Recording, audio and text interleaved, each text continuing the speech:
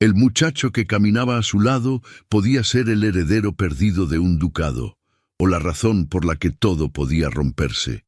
En Castilla, corría el año de 1848. Miriam se detuvo al final de la cañada. Tenía 28 años y 3 días de viaje encima, pero en su manera de pararse no había cansancio visible. A su lado, Ángelo miraba el castillo de Lorcán sin parpadear. Había llegado a la aldea 11 años atrás, siendo apenas un niño. 8 años, tal vez 9. Nadie lo sabía con certeza porque él tampoco lo sabía. Sin nombre claro, sin recuerdos firmes, solo una fiebre alta, unas manos pequeñas, y miraba a los adultos sin esperar nada de ellos. El padre de Miriam lo había recogido del camino. Era un hombre severo y honrado, de los que desconfían de los poderosos, pero nunca de una criatura desamparada. Lo llevaron ante el corregidor al día siguiente. La mesa alta, el olor a tinta vieja, la mano pequeña del niño aferrada a la de Miriam sin pedírselo. El corregidor apenas levantó la vista. Dijo que si nadie lo reclamaba, podían dejarlo en el hospicio de la capital. El padre de Miriam dijo que no. Miriam tenía entonces 18 años y vivía sola con su padre desde que su madre había muerto 3 años atrás. No era una casa grande ni una vida fácil, pero era una casa donde nadie abandonaba a quien necesitaba amparo. Ángelo entró en ella sin que nadie lo declarara, sin ceremonia, sin papeles que lo dijeran. Simplemente se quedó y con los días se fue quedando más. No fue una madre para él. Tenía demasiado pocos años para serlo y demasiado carácter para fingirlo. Fue lo que era, una hermana mayor. Estuvo allí en todo lo que importaba. En los primeros años dibujaba. No siempre, solo a ratos, sin explicación, con la concentración de quien copia algo grabado en un lugar al que la memoria ordinaria no llega. Un animal de cuello largo, una torre, y alrededor de los dos, un círculo trazado con una seguridad que no correspondía a la mano torpe que aprendía todo lo demás con esfuerzo. Miriam guardó los papeles porque eran de él, no porque entendiera qué eran. Años después, cuando Ángelo tenía ya 15 o 16, el padre de un notario que visitaba la comarca llegó con documentos sellados. Miriam vio el sello de refilón mientras servía el agua. Se quedó inmóvil. Esa noche fue a buscar los papeles viejos. No eran iguales, eran lo que una mano de niño hace con algo que los ojos vieron todos los días sin saber el nombre. Pero el animal era el mismo. La torre era la misma. El círculo era el mismo. Esa misma semana se lo contó a Ángelo. Le explicó lo que había visto, lo que sospechaba, lo que podría significar. Él la escuchó en silencio hasta el final. Luego dijo que no quería ir a ningún lado, que tenía miedo de lo que pudiera encontrar, que lo que tenía aquí, su padre, ella, la aldea, la vida construida ladrillo a ladrillo desde los 8 años, valía más que cualquier respuesta sobre un pasado que no recordaba. Miriam no insistió, guardó los papeles y esperó. Los años siguientes fueron tranquilos, pero algo había cambiado en Ángelo sin que él lo nombrara. Pequeños destellos que llegaban sin aviso y se iban antes de que pudiera asirlos. El nombre de un río que conocía sin haber estado ahí. La forma de un corredor que veía en sueños, una melodía que silbaba sin saber de dónde la había sacado. Cuando cumplió 19, fue él quien buscó a Miriam. No dijo mucho. Le preguntó si todavía tenía los papeles. Ella los buscó sin preguntarle nada. Los dos los miraron juntos en silencio durante un rato largo. Y al final, Ángelo dijo que quería saber, que el miedo seguía ahí, pero que ya no era más grande que la pregunta. Miriam le contó todo lo que sabía. El sello, el ducado de Lorcán, el hijo perdido 11 años atrás, en una cacería, lo que los dibujos podrían significar. No le prometió nada. Ni que era verdad, ni que todo saldría bien. Le dijo que irían a ver, que si no era nada, volverían, que él nunca iría solo. Salieron una mañana de octubre con poco equipaje, 3 días en carreta desde su provincia hasta el ducado de Lorcán, distancia suficiente para que un niño perdido se perdiera del mundo que conocía. Cuando el castillo apareció al final de la cañada, Angelo se detuvo un momento. Solo eso, un momento. Luego siguió. Entraron por la puerta principal porque era la única manera correcta de hacerlo. El criado que la recibió no le preguntó nada. La instaló en el patio y desapareció. 40 minutos después, el duque llegó. Don Alonso de Lorcán no era únicamente un hombre triste. Antes de ser el padre que había perdido a su hijo, era el duque al que nadie contradicía. No porque gritara. Hacía años que no necesitaba alzar la voz. Había en él algo que los hombres reconocen antes de poder explicarlo. La clase de peso que viene de haber tomado decisiones difíciles durante mucho tiempo y haber cargado con las consecuencias de todas ellas sin transferírselas a nadie.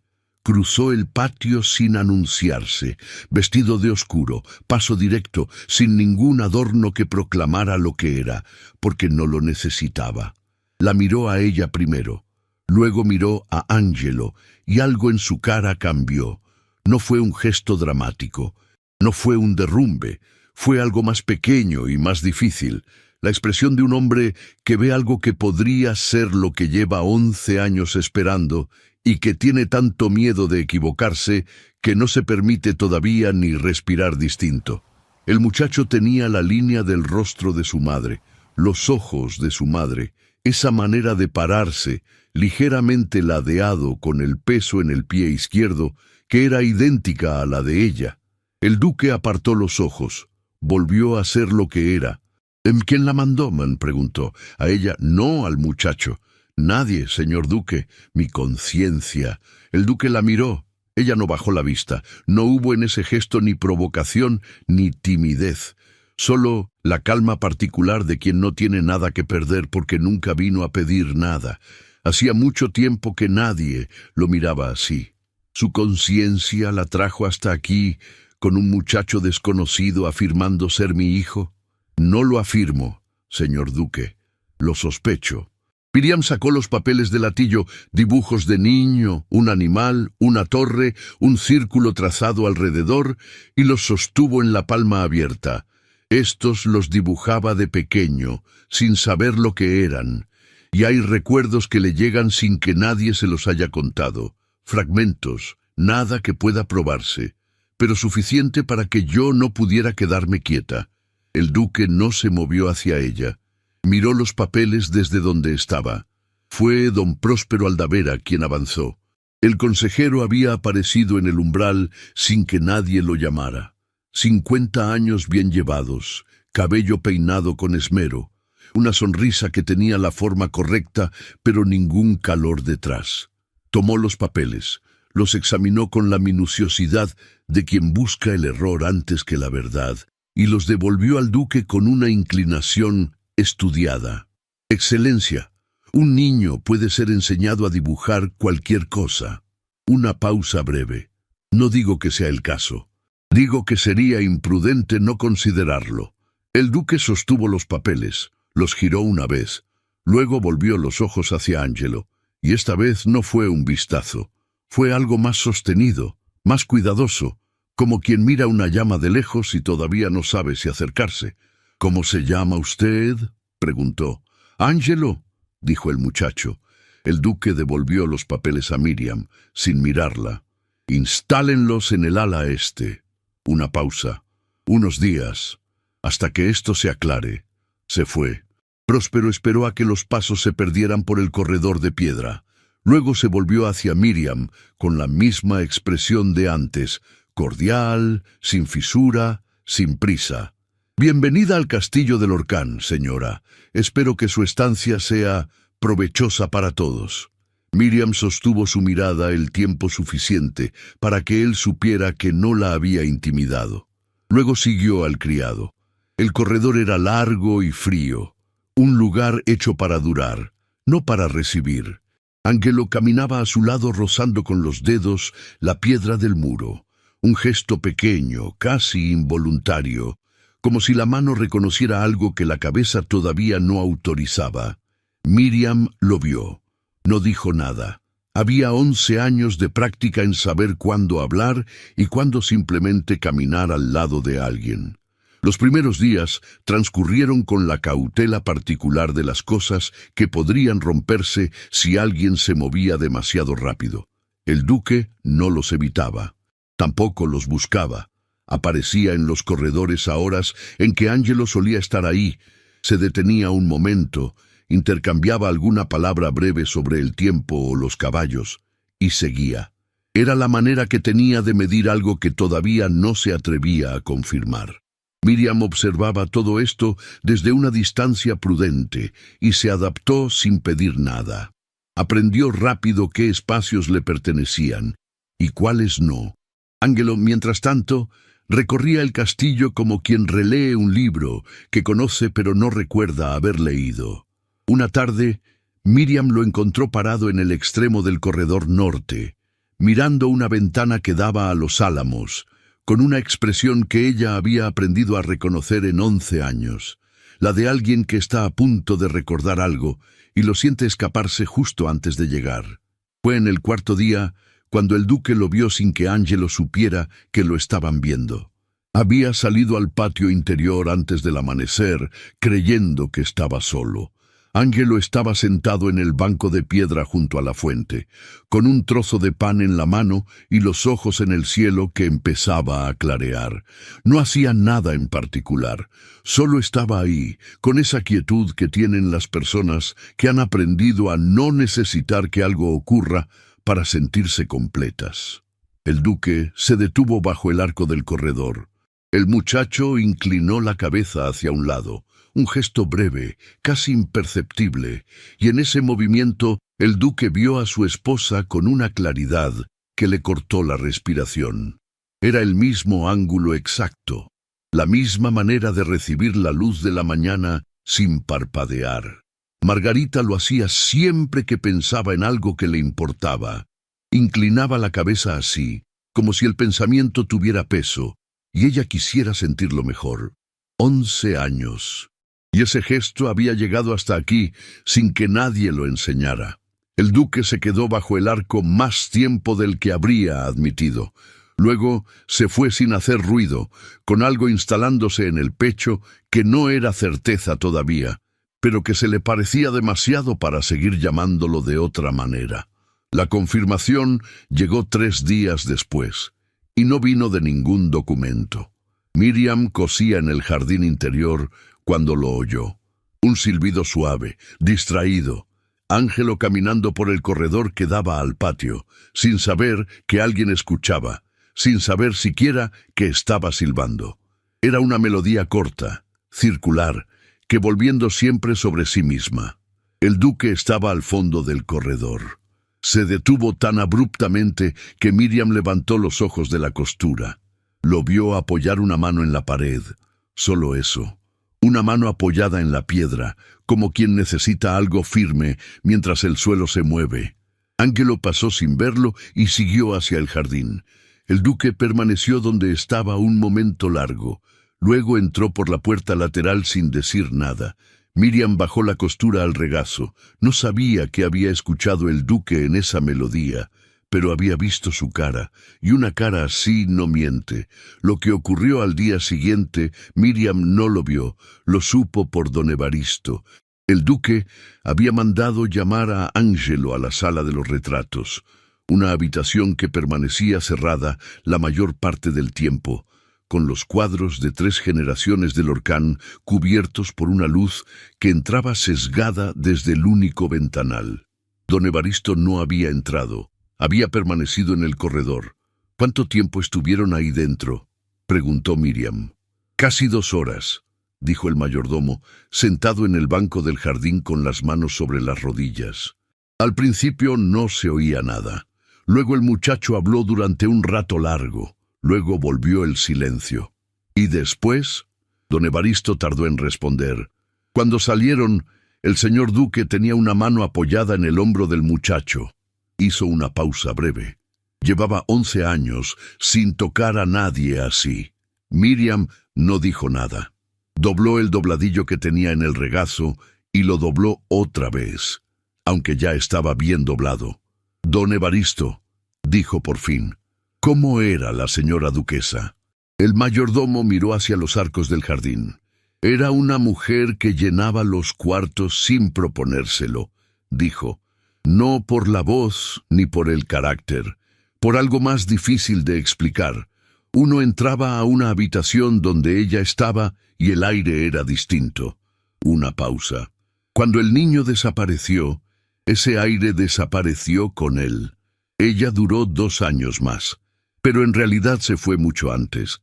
Se levantó del banco con la lentitud de sus años.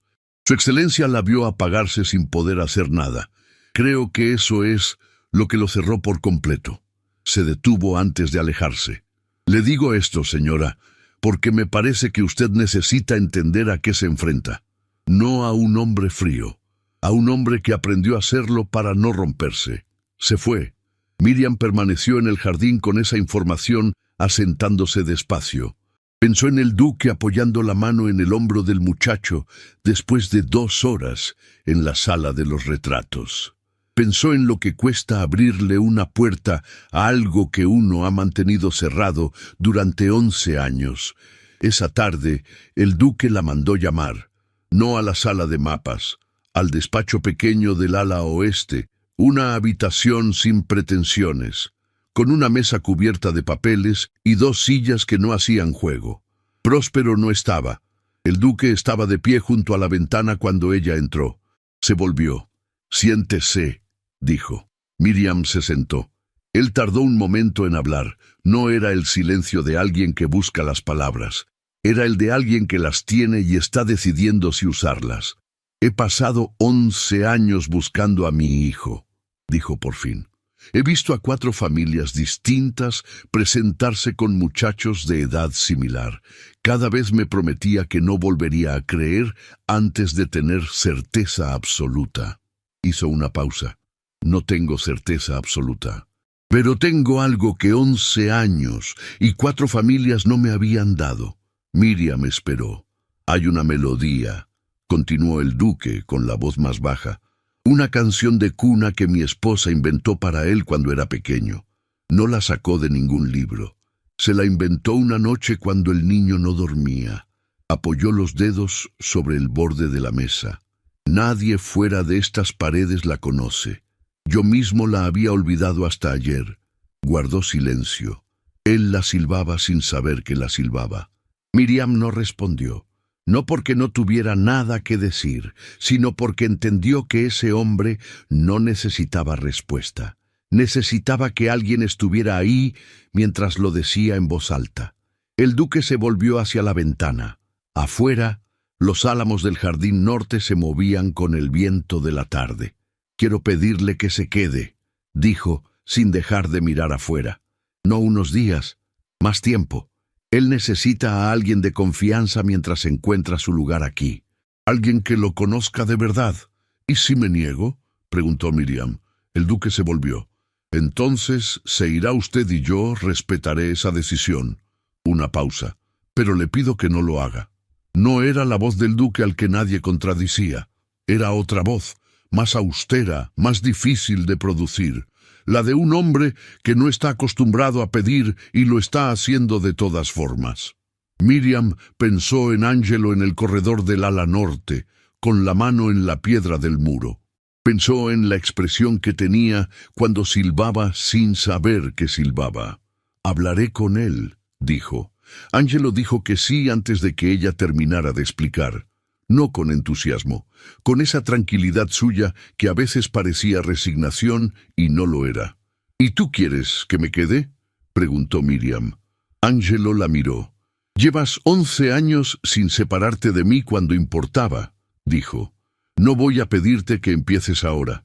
No era una declaración, era un hecho, dicho con la sencillez de quien no ve razón para adornarlo.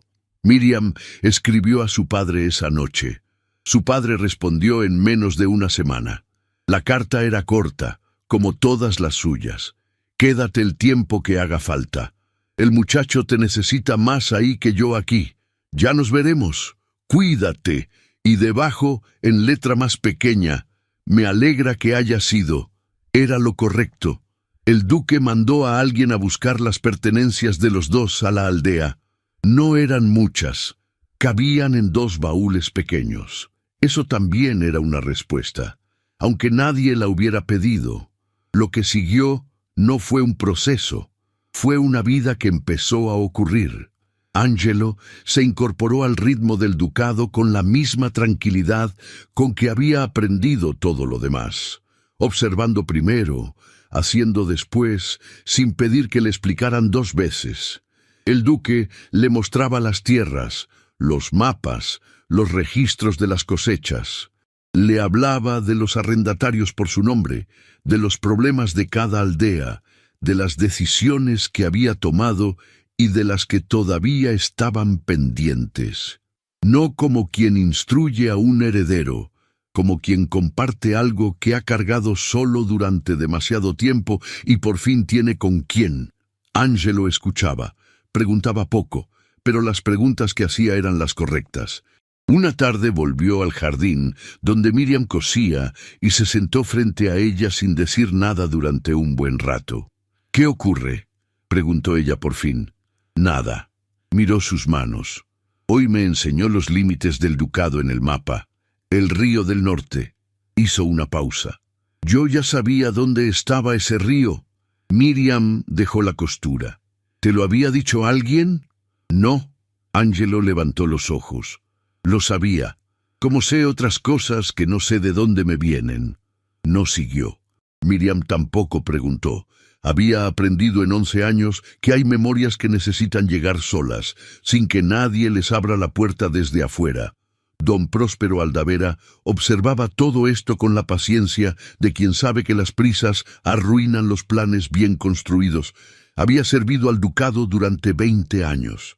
En ese tiempo había cultivado, con discreción admirable, la relación con don Rodrigo Peñalver, primo lejano del duque, 4ª línea de sucesión, un hombre que llevaba años creyendo que el título de Lorcán sería eventualmente suyo.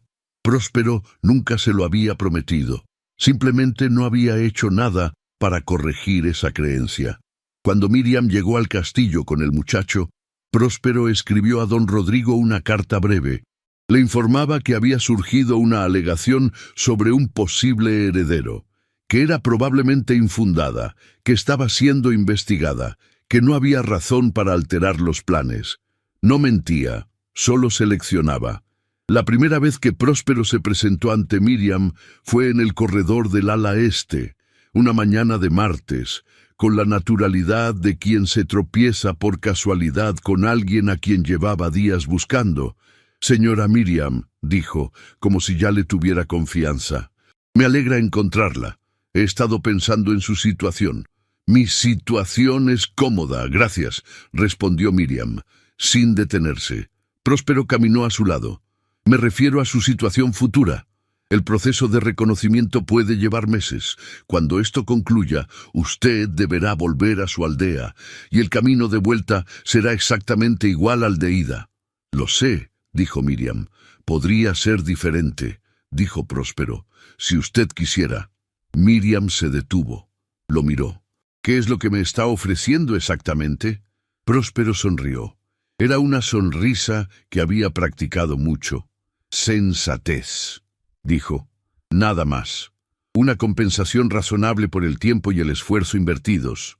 Suficiente para que usted y su padre vivan con dignidad durante años, sin complicaciones, sin procesos que se alargan». Inclinó levemente la cabeza. «Piénselo». Se fue antes de que ella respondiera. Miriam permaneció un momento en el corredor. Un hombre que ofrece dinero antes de que nadie se lo pida tiene razones propias para apresurarse. Los días se fueron asentando en una cadencia que nadie había planeado, pero que resultó natural. Por las mañanas, el duque y Angelo. Por las tardes, Angelo volvía al jardín donde Miriam solía estar. Le contaba algo de lo que había visto o aprendido, y los dos se quedaban un rato en esa compañía sin necesidad de llenarla. El duque empezó a aparecer también. Al principio con pretextos, luego sin ellos. Se sentaba en el banco, escuchaba lo que hablaban, aportaba algo ocasionalmente. Y en algún punto de esas tardes dejaba de mirar a Angelo y miraba a Miriam. No era un vistazo. Era la atención sostenida de un hombre que está descubriendo algo que no esperaba descubrir y todavía no ha decidido qué hacer con eso. Una tarde, llevaban ya casi 3 semanas en el castillo, Angelo no estaba en el jardín. El duque apareció bajo el arco del corredor. Se detuvo al verla sola. Algo en su postura cambió. Un ajuste pequeño, casi imperceptible. Luego entró al jardín. Se sentó en el extremo del banco, no el extremo habitual, uno más cercano que el de otras tardes, no mucho, lo suficiente para que Miriam lo registrara sin que hubiera nada que señalar. Estuvieron un rato en silencio. ¿Cómo era de niño?, preguntó el duque. ¿Angelo? Sí, ella pensó un momento. No porque no supiera qué decir, sino porque quería decirlo bien. Callado, dijo por fin. No de timidez, de observación. Lo miraba todo antes de tocarlo, como si necesitara entender cómo funcionaba algo antes de decidir si lo quería. Hizo una pausa. Mi padre decía que era el niño más serio que había conocido, pero que cuando reía, lo hacía con todo.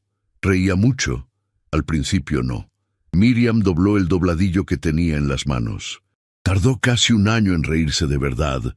Un día mi padre resbaló en el barro del patio y cayó sentado, y Angelo soltó una carcajada que no esperaba ninguno de los dos. Una pausa breve. Creo que eso fue cuando supe que iba a estar bien. El duque no respondió, pero algo alrededor de los ojos cambió. Una tensión que cedía, apenas, como cede el hielo cuando el sol lleva un rato trabajando sobre él. Su padre, dijo después de un momento, hizo algo que pocas personas habrían hecho. Él no lo ve así, dijo Miriam. Para él era lo único que se podía hacer. El duque la miró. Era la única vez en todo ese rato que la miraba directamente, sin el ángulo lateral de quien observa sin querer ser visto observando. Miriam volvió a la costura. El duque se levantó poco después y se fue sin apresurarse. El jardín quedó con el mismo silencio de siempre, pero era un silencio que pesaba distinto al de antes de que él llegara.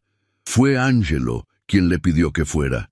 Llevaban ya 1 mes en el castillo cuando el duque propuso revisar los testimonios del día de la cacería. Angelo no quería leerlos solo. Dijo que tal vez Miriam vería algo que ellos dos, por estar demasiado dentro, no verían. Era una razón razonable. También era una excusa. Los 3 lo sabían y ninguno lo señaló. La sala de mapas tenía una ventana orientada al este, que a media mañana llenaba la mesa de una luz oblicua y fría. El duque ya estaba ahí cuando llegaron.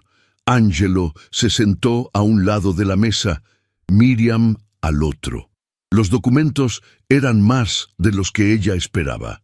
Declaraciones de los hombres que habían participado en la cacería, testimonios del personal del castillo, el informe oficial de las autoridades que habían cerrado el caso, cartas entre el duque y distintos funcionarios durante los meses de búsqueda. Miriam los leyó todos. Le llevó más de 1 hora.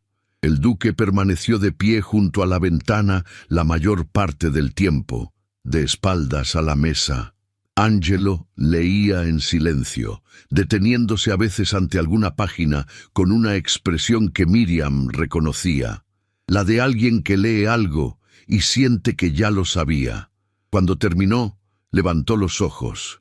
«Hay una contradicción», dijo. El duque se volvió. «El informe oficial dice que el niño fue visto por última vez a media legua del río, pero 2 de los testimonios de los cazadores sitúan al grupo más cerca del límite norte, no del río». Miriam señaló los folios correspondientes. Si el niño se alejó hacia el norte en lugar de hacia el río, el área buscada fue la incorrecta desde el principio. El duque cruzó la sala.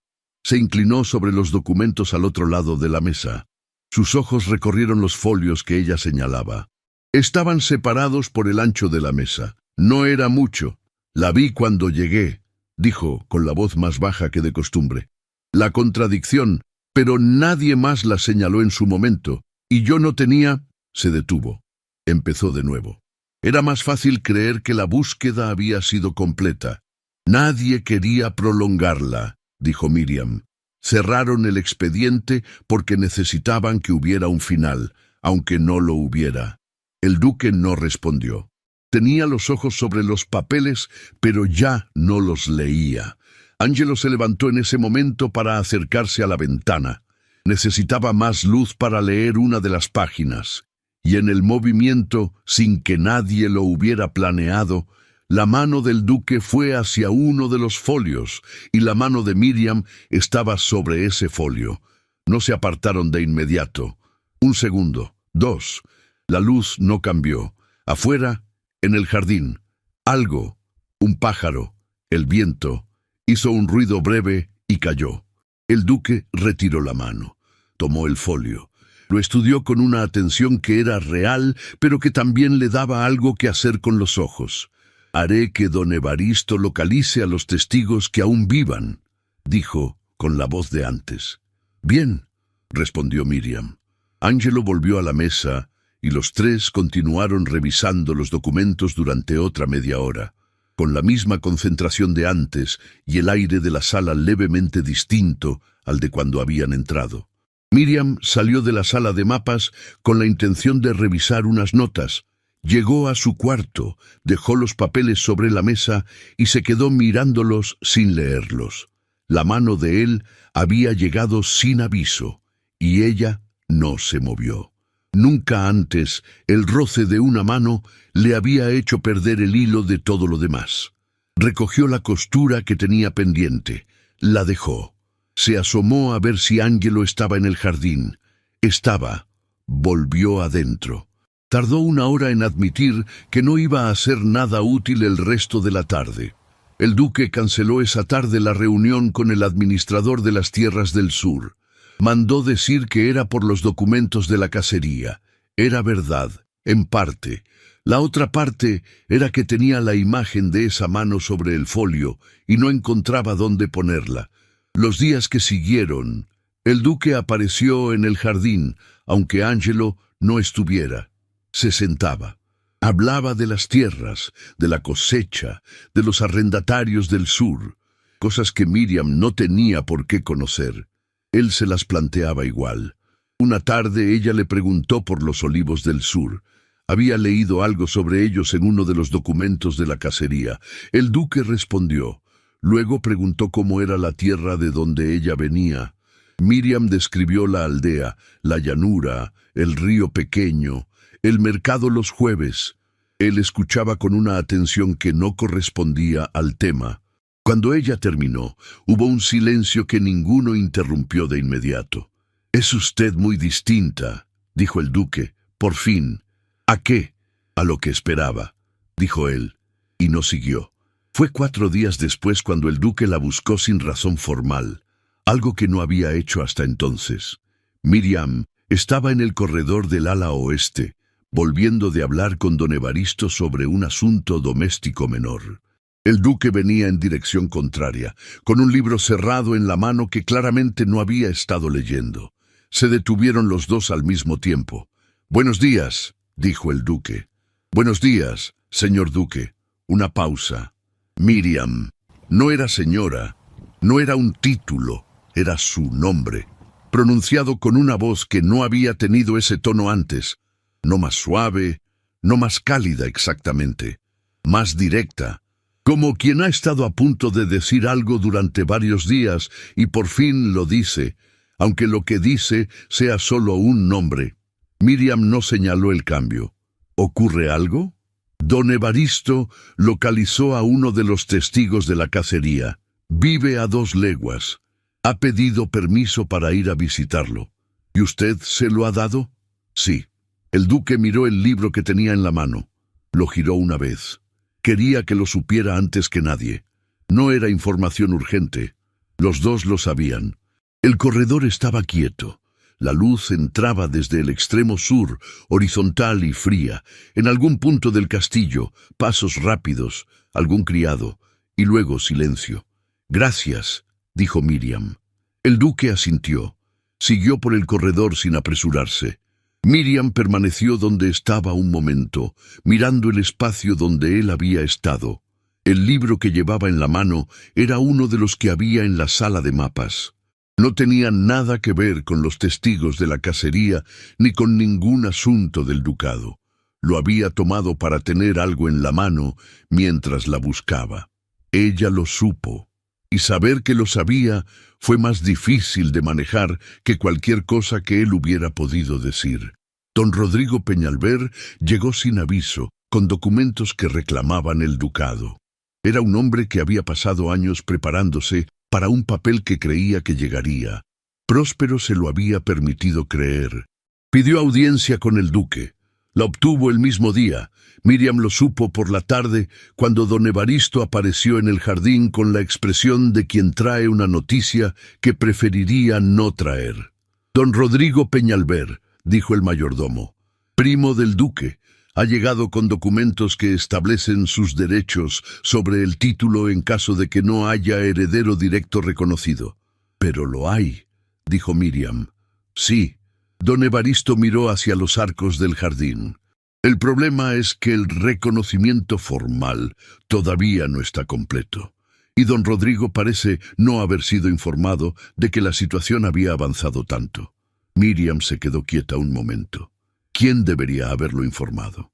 Don Evaristo no respondió. La reunión entre el duque y don Rodrigo duró 2 horas. Cuando el duque salió de la reunión, cruzó el patio principal con el paso directo de siempre.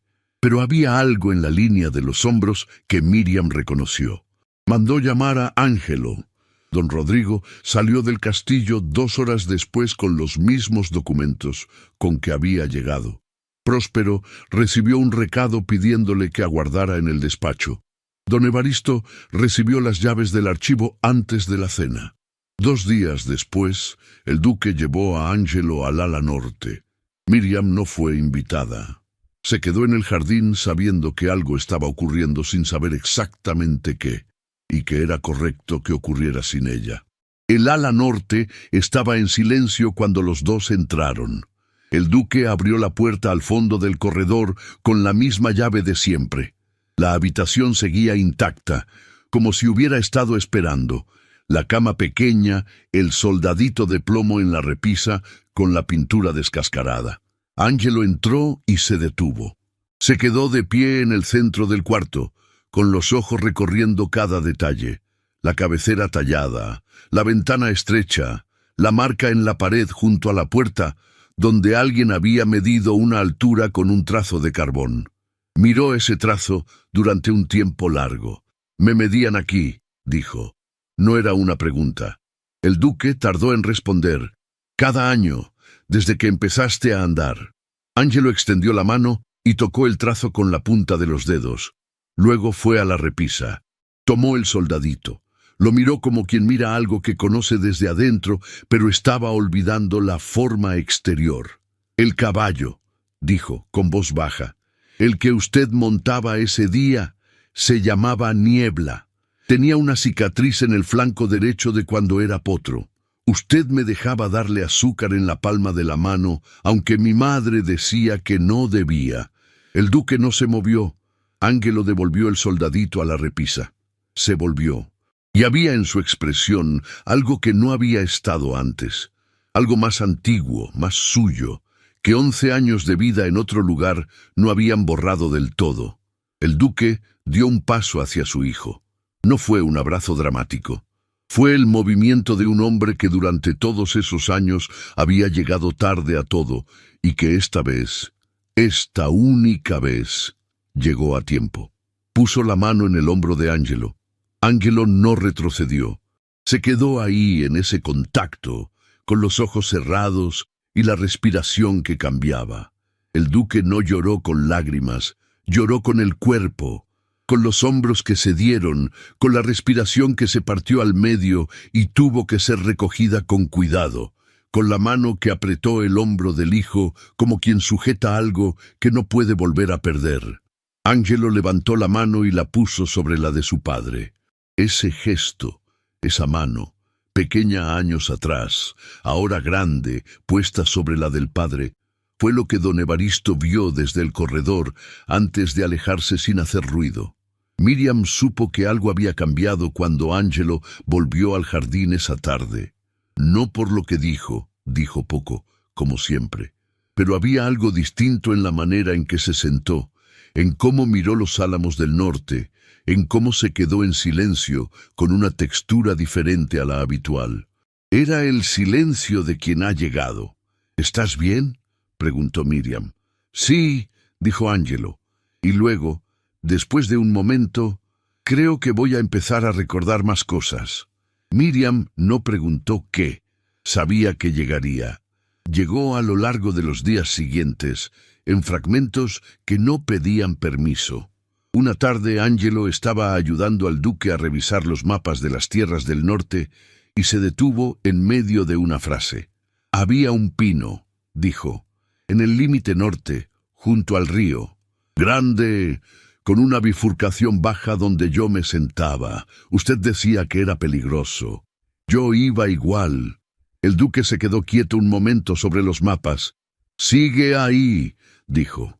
Angelo levantó los ojos. Algo pasó entre los dos. No palabras, no gestos. Solo el reconocimiento de dos personas que descubren al mismo tiempo, que comparten una memoria que uno había perdido y el otro nunca había olvidado. «Quiero ir a verlo», dijo Angelo. «Cuando quieras», dijo el duque. Fue en una de esas tardes, cuando los dos habían salido a las tierras del norte, que el duque encontró a Miriam en el corredor que llevaba al despacho. No iba buscándola, o sí, pero sin haberlo decidido conscientemente. Se detuvieron los dos. «Angelo fue a ver el pino», dijo el duque. «Lo sé», dijo Miriam. «Me lo contó ayer». Se quedaron un momento en el corredor, con la luz de la tarde entrando por la ventana del fondo. El duque miró hacia la ventana. «Ella decía que yo era demasiado severo con él». Una pausa. «Que un niño necesita ver a su padre equivocarse de vez en cuando». No continuó. Miriam no dijo nada. No se acercó. No ofreció ninguna de las frases que en ese momento habrían sido fáciles y habrían sido un error. El duque tenía los ojos en la ventana. Los hombros habían cambiado de posición, apenas, casi sin que se notara, como cambian los de un hombre cuando algo que cargó durante mucho tiempo encuentra, por un instante, dónde apoyarse. Duró poco. Él volvió a ser lo que era antes de que ella pudiera fijar bien el momento, pero lo había visto y supo que ese hombre no necesitaba que lo salvaran, necesitaba que alguien se quedara quieto mientras aprendía a no necesitar que lo salvaran. Eso era lo que sabía hacer. Esa noche más tarde, cuando el castillo había quedado quieto, el duque fue al cuarto de Angelo. Angelo estaba despierto, sentado en el borde de la cama, con los ojos en el suelo y una expresión que el duque ya empezaba a conocer, la de alguien que está reteniendo algo que quiere llegar. El duque entró, se sentó en la silla junto a la ventana. Se quedaron así un tiempo, padre e hijo en la oscuridad, con la vela que el duque había traído proyectando una luz que llegaba hasta el borde de la cama, pero no mucho más lejos. «Estoy recordando a mi madre», dijo Angelo por fin, con la voz de quien habla de algo que todavía no tiene forma completa. No el rostro, todavía no, pero la voz, la manera en que me llamaba. Hizo una pausa. Me llamaba de formas distintas según lo que quería. Cuando estaba molesta, solo el nombre. Cuando estaba contenta, algo más. No sé qué todavía, pero sé que era diferente. El duque se quedó quieto. «Te llamaba Angelino», dijo por fin. «Cuando estaba contenta. Solo ella, nunca nadie más». Angelo cerró los ojos. El llanto llegó después, sin aviso, sin preparación, como llegan las cosas que han sido contenidas durante mucho tiempo y que de todos esos años pente encuentran la salida. No era el llanto de un niño. Era el de alguien que pasó mucho tiempo sin saber a quién había perdido y que ahora sabía exactamente lo que estaba llorando. El duque no dijo nada. No se levantó. Se quedó en la silla con la vela en la mano y dejó que el hijo llorara sin intentar convertir aquello en otra cosa. Era lo que ella habría hecho. De eso estaba seguro. Cuando Angelo se calmó, se quedaron en silencio un rato más. Afuera, el castillo hacía sus ruidos de siempre. ¿Puedo llamarte padre?, dijo Angelo. El duque no respondió de inmediato. Una lágrima le cruzó la cara, una sola, sin que él hiciera nada para detenerla ni para ocultarla. Luego se levantó de la silla, cruzó el espacio que los separaba y abrazó a su hijo. No fue un abrazo cuidadoso. Fue el de muchos años llegando todos a la vez. «Claro que sí, hijo», dijo, con la voz enterrada en su hombro. Esa noche, el castillo de Lorcan estuvo más quieto que de costumbre, como si hasta las paredes hubieran decidido no interrumpir. 3 días después, el duque buscó a Miriam. La buscó en el salón pequeño del ala este, donde ella solía sentarse a leer después de la cena, cuando el castillo quedaba en silencio. Miriam estaba ahí con un libro cerrado sobre el regazo y los ojos en la ventana cuando el duque entró. Se detuvo en el umbral. «¿Puedo?», preguntó. Era la primera vez que pedía permiso para entrar a algún lugar de su propio castillo. Los dos lo sabían. «Sí», dijo Miriam. El duque entró, no se sentó de inmediato. Caminó hasta la ventana, miró afuera un momento. Los álamos del norte, la oscuridad, la poca luz que quedaba del día, y luego se volvió hacia ella. «Quiero decirle algo», dijo, «y no sé bien cómo hacerlo, porque no es el tipo de cosa que hago con frecuencia». Miriam dejó el libro sobre la mesa. No dijo nada. El duque habló con la voz de las conversaciones reales, no la del duque que administra y decide, sino la del hombre que hay debajo de eso, y que sale con menos frecuencia de lo que debería. Cuando usted llegó a este castillo, yo era un hombre que había aprendido a funcionar sin esperar nada de nadie, no porque fuera lo que quería, porque era lo único que sabía hacer que no doliera. Una pausa breve. Usted entró por esa puerta sin pedir permiso, sin bajar los ojos, sin querer nada de mí, y eso me resultó desconcertante. Durante mucho tiempo lo llamé así. Miriam esperó. «Me devolvió a mi hijo», continuó el duque. «Pero no es eso lo que quiero decirle. O no es solo eso. Lo que quiero decirle es que en estos meses he visto cómo es usted de verdad. La manera en que escucha sin necesitar que le expliquen todo. La manera en que se queda quieta cuando alguien necesita que alguien se quede quieto. La manera en que dice las cosas difíciles sin crueldad y las cosas sencillas sin adorno». Hizo una pausa. Este castillo era un lugar frío antes de que usted llegara. No me había dado cuenta hasta que dejó de serlo. Miriam tenía los ojos en él. No habló. «Le pido perdón», dijo el duque, «por la manera en que la traté al principio, por la frialdad, por las dudas que le hice sentir sin decirlas en voz alta. Usted mereció más desde el primer día y yo no estaba en condiciones de dárselo». Sostuvo su mirada. «Quiero estarlo ahora, si usted me lo permite». Hizo una pausa. Y luego, con la voz más directa de toda la conversación, «Quiero que se quede, no por Angelo, por usted, conmigo». Una pausa breve. «La amo, Miriam. No sé desde cuándo exactamente. Sé que intenté no saberlo durante mucho tiempo. Y sé que ya no puedo seguir fingiendo que no es verdad». Se detuvo un momento. Luego, con la misma voz directa, sin apartar los ojos de ella, «¿Se casaría conmigo?». Fueron las palabras más sencillas que le había dicho, y las más difíciles.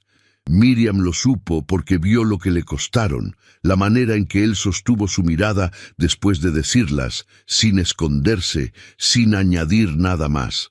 Un hombre que había aprendido a no pedir, pidiendo. Miriam se levantó de la silla, caminó hasta donde él estaba, junto a la ventana. Se detuvo a la distancia de siempre, esa distancia que los dos habían sostenido durante meses sin que ninguno la nombrara nunca. Lo miró. Pensó en la primera mañana en el patio, cuando él había cruzado hacia ella con el peso de quien no necesita anunciarse. Pensó en el hombre del umbral nocturno, con la vela en la mano y 11 años de ausencia detrás, en los hombros que cedieron frente a una ventana que daba a los álamos, en todo lo que había visto de él, que él no sabía que ella había visto. Pensó también en sí misma, en los 18 años con los que había perdido a su madre, y aún así abrió la puerta a un niño sin nombre, en los largos años de ayudar a su padre a criar a alguien que no era suyo, sin recursos, sin descanso, sin que nadie le pidiera que lo hiciera, y haciéndolo de todas formas porque era lo que había que hacer. En los 3 días de viaje hacia un castillo que no la esperaba, sin promesa de nada, sin pedir nada a cambio. Había dado tanto durante tanto tiempo que ya no recordaba cuándo había dejado de preguntarse si alguien la vería algún día. Este hombre la había visto, no el esfuerzo, no la utilidad, a ella, la manera en que escuchaba, en que se quedaba quieta, en que decía las cosas difíciles sin crueldad. La había visto y había elegido decírselo en voz alta, sin que nadie se lo pidiera. Eso era lo que ningún hombre le había dado antes. Había pasado todo ese tiempo sin pedir nada para sí misma. Decidió que ya era suficiente. Sí, dijo Miriam, solo eso. Pero lo dijo mirándolo a los ojos, con la misma calma con que había dicho todas las cosas importantes de su vida. El duque levantó la mano y rozó su mejilla, apenas con la misma delicadeza con que se toca algo que uno teme que desaparezca. Luego la besó. No fue un beso largo. Fue uno de esos besos que no necesitan durar, porque dicen todo lo que hace meses ninguno de los dos había dicho en voz alta. Afuera, los álamos del norte se movían con el viento de la noche. Adentro, el castillo del Horcán estaba más quieto que de costumbre, como si supiera. Antes de que él se fuera esa noche, el duque se detuvo en el umbral. «Quiero pedirle algo más», dijo. Miriam lo miró. «Su padre. Quiero que venga a vivir aquí». Hizo una pausa breve. «No como gesto, sino porque ese hombre le enseñó a mi hijo todo lo que yo no pude enseñarle. La honradez, el trabajo, la manera de tratar a los demás. Cuando miro a Angelo y veo al hombre en que se ha convertido, veo 11 años del trabajo de su padre». Sostuvo su mirada. «Ese hombre merece estar cerca de lo que ayudó a construir, y yo quiero tenerlo aquí, con nosotros». Miriam no respondió de inmediato. Pensó en su padre en la aldea, en un hombre que toda su vida había hecho lo correcto sin pedir que nadie se lo reconociera. «Él no va a querer», dijo por fin. «Lo sé», dijo el duque, «pero quiero que sepa que la puerta existe, que hay una habitación, una mesa y gente que lo quiere cerca». Miriam lo miró un momento largo y sonrió. Era una sonrisa de alguien que acaba de entender que eligió bien. Los años que siguieron convirtieron el castillo del Horcán en un lugar que nunca había sido, uno lleno de vida. Voces, pasos rápidos en las escaleras. Los hijos de Miriam y Alonso creciendo entre corredores que antes solo conocían el silencio. Ángelo casado con una joven de risa fácil y carácter firme, administrando las tierras del norte con la honradez que su abuelo adoptivo le había enseñado antes de que supiera que era un heredero. Sus hijos saltando el último escalón de la escalera principal con una consistencia que don Evaristo contemplaba desde su sillón junto a la chimenea con la quietud de quien ha visto cerrarse un círculo que llevaba mucho tiempo abierto. El padre de Miriam terminó viviendo en el ala oeste. Llegó un martes de otoño con 2 baúles y ya no se fue. Por las mañanas salía al jardín con Alonso. Discutían sobre el tiempo, las cosechas, los errores de los jóvenes. Se parecían más de lo que cualquiera de los dos habría admitido. En la sala que daba al jardín interior, Alonso leía junto a la ventana con los lentes que Miriam le había traído de Salamanca. Tenía el cabello completamente blanco y las manos más quietas que antes, no por debilidad, sino porque había dejado de tener cosas que demostrar con ellas. Miriam estaba al otro lado de la mesa, mirándolo. Él levantó los ojos del libro. «¿Qué ocurre?» «Nada», dijo Miriam, y volvió a la carta que estaba escribiendo. Era verdad, no ocurría nada. Eso era justo lo que era. Había viajado con un muchacho sin nombre hacia un castillo que no la esperaba. Había encontrado dentro un hombre tan encerrado en su propia culpa que casi no cabía nadie más. Lo había visto abrirse, resistirse, volver a abrirse. Lo había visto elegir creer cuando creer era lo más costoso. Y él la había elegido a ella, sabiendo exactamente quién era, sin que nadie se lo pidiera. No era una historia sencilla. Las buenas raramente lo son. Así como Miriam emprendió ese viaje sin saber lo que encontraría al final, usted llegó hasta aquí y nos acompañó hasta el último momento. Eso significa mucho para nosotros. Un comentario suyo, aunque sea una sola palabra, nos dice que esta historia llegó hasta su corazón. Tu like nos ayuda a seguir contando historias de amor como la de Miriam y Alonso. Y si aún no nos acompaña, la esperamos con la suscripción. No olvide mirar el comentario fijado. Dejamos algo importante y una lista de reproducción preparada especialmente para usted. Muchas gracias, mi querido oyente. Bendiciones.